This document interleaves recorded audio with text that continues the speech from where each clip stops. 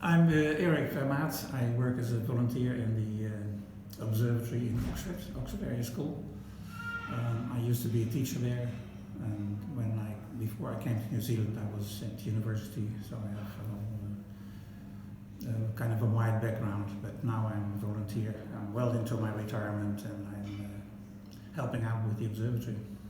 So that's what we're going to talk about, I think. Yeah. So, question 1. How did Oxford Area School get an observatory?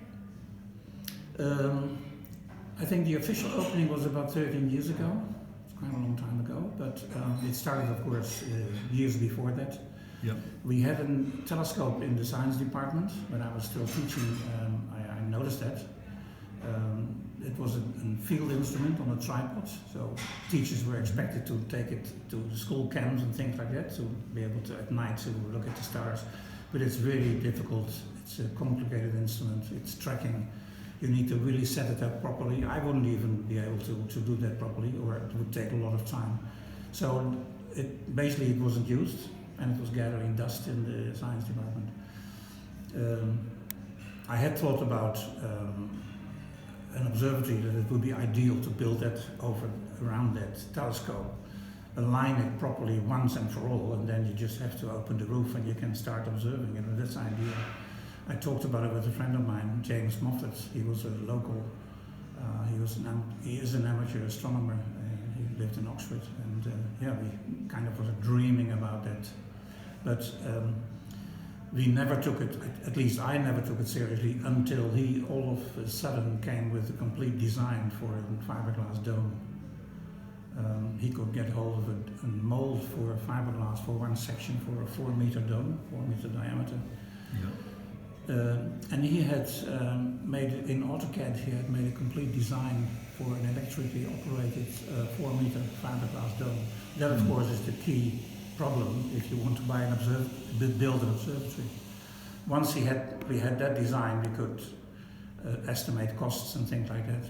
Yeah, it's pretty unusual in New Zealand for a school to have an observatory, isn't it? Absolutely, yeah. It's I'll come back to that. But so the board of trustees and the principal were very supportive from day one, and we never looked back. We started fundraising, and then we started building.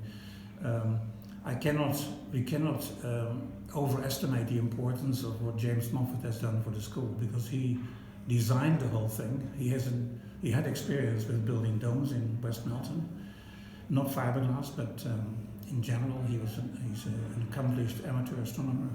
But he drove the whole thing all the way through, manufactured the dome himself.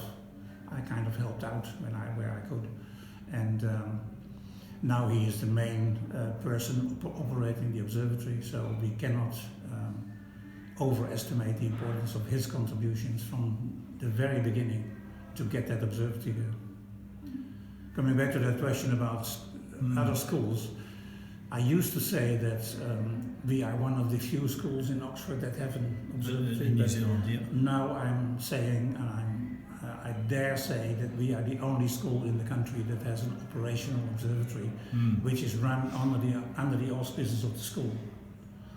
I know one school in Nelson, they have an observatory on their school grounds, but they have nothing to do with the operations. It's another, how that works I don't know. But I believe that we in Oxford are the only one. But even if there would be a second one, it's really unique, that facility that we have in Oxford. Definitely, yeah. That is fantastic. And that's the importance of explaining to people in the community, in the wider communities, how, and the students most of all, how unique that situation is that we have, and the opportunities. And being within an hour of a major city, it's really an untapped resource, isn't it? It is fantastic. Of course, in a major city, you couldn't use telescopes because you have too much but I mean, you're only pollution. an hour from Christchurch. We are 40 minutes away from Christchurch. So it's a real untapped resource. If people in Christchurch knew about it, it could really be well used, couldn't it? Definitely, We're using it as an area. Definitely. If people just take the trouble to drive along Tram Road to Oxford, which is not a big deal at all, but definitely. And this is what we do. So maybe we can talk about the activities that we do in the observatory. What kind of programs do you run?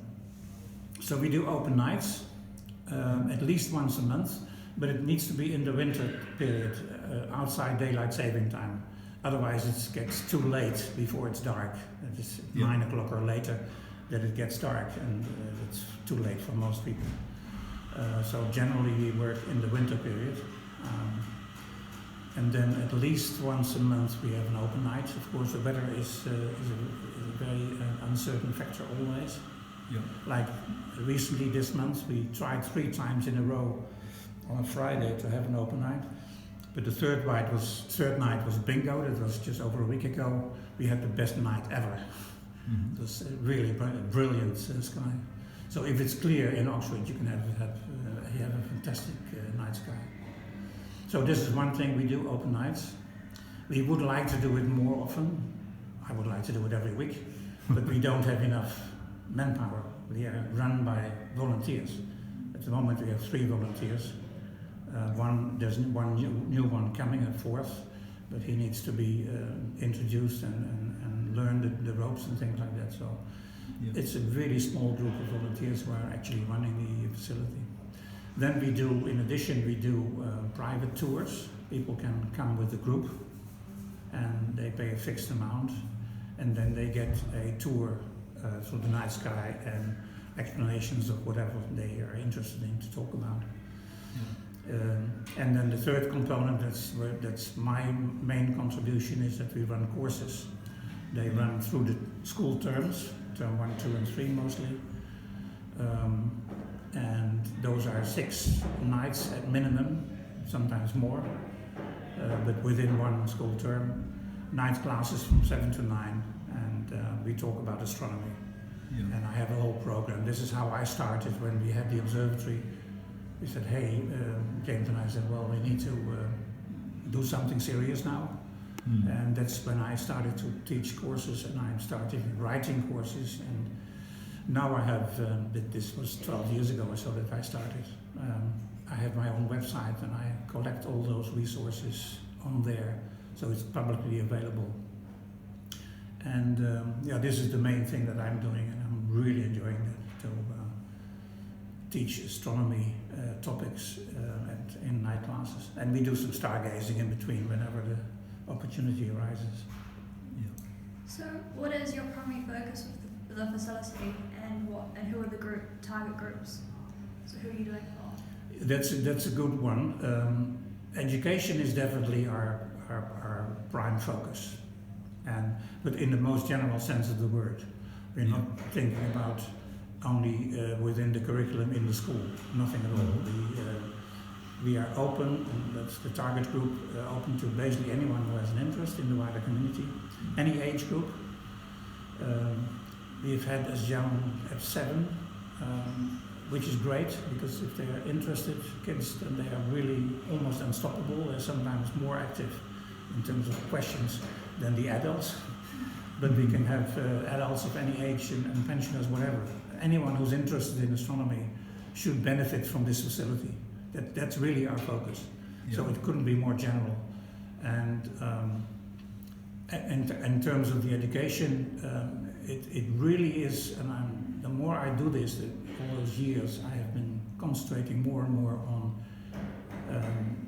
understanding, of course, first of all, the topic. I'm not a professional astronomer.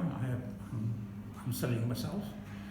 But I want to translate it into normal English. Anyone, no matter what your background is, if you have a normal set of brains, should be able to understand these courses. That is really the formula that we are using. Yeah. And therefore we cannot stick to curriculum like in the school or in New Zealand in general, because we need to talk about the whole topic. I have a course about exploring the solar system, for instance, and 6 nights is nothing for that, because there's so much you can talk about, planets and moons and asteroids and what have you. But I want to give a complete picture of that topic. If we explore the solar system, then we are not just doing one planet or something. We do basically the whole thing. I don't want to be limited by curriculum